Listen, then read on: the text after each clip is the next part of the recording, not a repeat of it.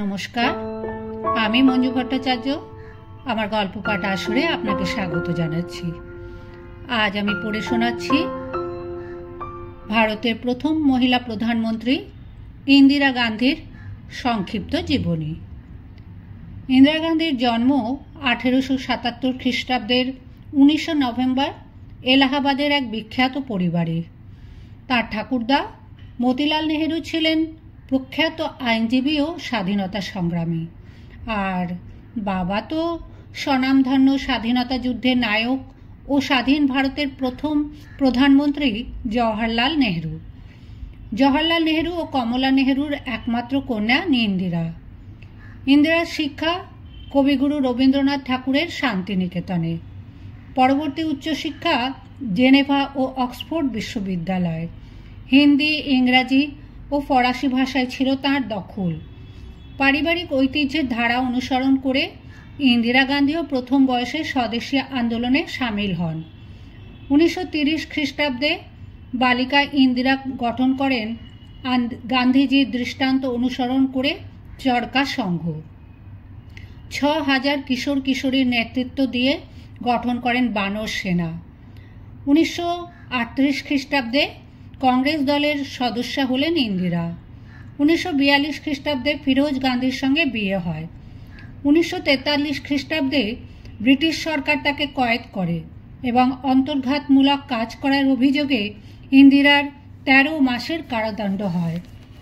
দেশ স্বাধীন হওয়ার পর কংগ্রেস পার্টিতে ইন্দিরার ভূমিকা ক্রমশই গুরুত্বপূর্ণ হয়ে ওঠে।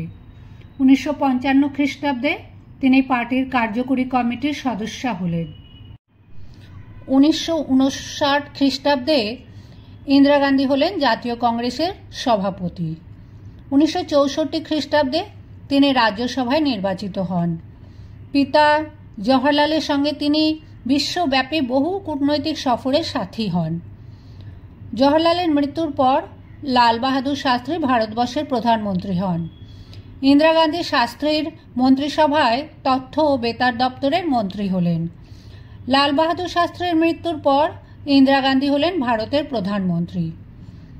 1969 খ্রিস্টাব্দে রাষ্ট্রপতি নির্বাচনকে কেন্দ্র করে কংগ্রেসের কার্যকরী কমিটির সঙ্গে ইন্দিরা গান্ধীর সংঘাত বাধে।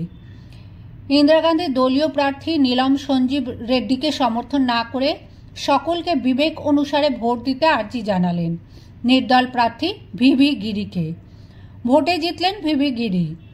কংগ্রেস পার্টি দু টুকরো হয়ে গেল, আদি কংগ্রেস ও নব কংগ্রেস। নব কংগ্রেসের নেতৃত্ব রইল ইন্দিরা গান্ধীর হাতে। 1971 খ্রিস্টাব্দে লোকসভা নির্বাচনে ইন্দিরা গান্ধীর নেতৃত্বে নব কংগ্রেস ক্ষমতায় আসে। ইতিমধ্যে ভারত পাকিস্তান যুদ্ধে ভারত জয়ী হয় এবং বাংলাদেশ শেখ মুজিবুর রহমানের নেতৃত্বে স্বাধীন রাষ্ট্ররূপে আত্মপ্রকাশ করে। এই সময়ে ইন্দিরা গান্ধীর নেতৃত্ব ছিল অনবদ্য। এর কিছুদিন বাদে এলাহাবাদ হাইকোর্ট ইন্দিরা গান্ধীর নির্বাচনকে অবৈধ বলে ঘোষণা করলে দেশব্যাপী বিপুল আলোড়নের সৃষ্টি হয়।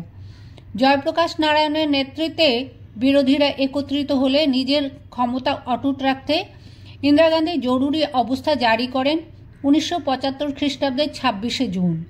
সারা দেশে ইন্দিরা গান্ধী তার জনপ্রিয়তা হারাতে থাকেন। 1977 খ্রিস্টাব্দের লোকসভা নির্বাচনে তিনি স্বয়ং পরাজিত হন ও তার দলের ভরাডুবি ঘটে। 30 বছর টানা শাসনের পর কংগ্রেস ক্ষমতাচ্যুত হন। মোরারজি দেশাইয়ের নেতৃত্বে দেশে কায়েম হল জনতা পার্টির সরকার, কিন্তু সেই কোয়ালিশন সরকার পদে পদে ব্যর্থ হওয়ায় মানুষ আবার ইন্দিরামুখী হয়ে ওঠে। তাই 1980 খ্রিস্টাব্দের লোকসভা নির্বাচনে ইন্দিরা গান্ধীর নেতৃত্বে আবার কংগ্রেস ক্ষমতায় আসে। ইন্দিরা গান্ধী তাঁর শাসনকালে ভারতবর্ষের সার্বিক উন্নয়নের জন্য অনেকগুলি সংস্কার সাধন করেন।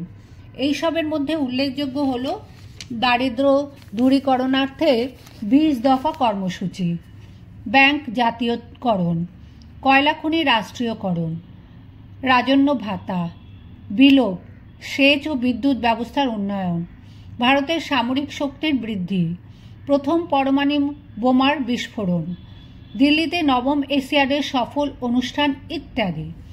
1981 খ্রিস্টাব্দে এক বিমান দুর্ঘটনায় কনিষ্ঠ পুত্র সঞ্জয় গান্ধীর মৃত্যু ইন্দিরা গান্ধীকে প্রচণ্ড আঘাত আনে, আর তাঁর শাসনের শেষ দিকে তিনি খুব বিব্রত হয়ে পড়েন উগ্রপন্থী শিখদের খালিস্তান আন্দোলন নিয়ে।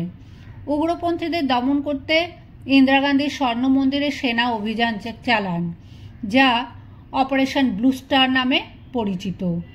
এরই পরিণামে 1984 খ্রিস্টাব্দের 31শে অক্টোবর ইন্দিরা গান্ধী তার বাসভবনের প্রবেশদ্বারেই দুজন উগ্রপন্থী শিখ দেহরক্ষী বিয়ান্ত সিং ও সতবন্ত সিংয়ের গুলিতে নিহত হন।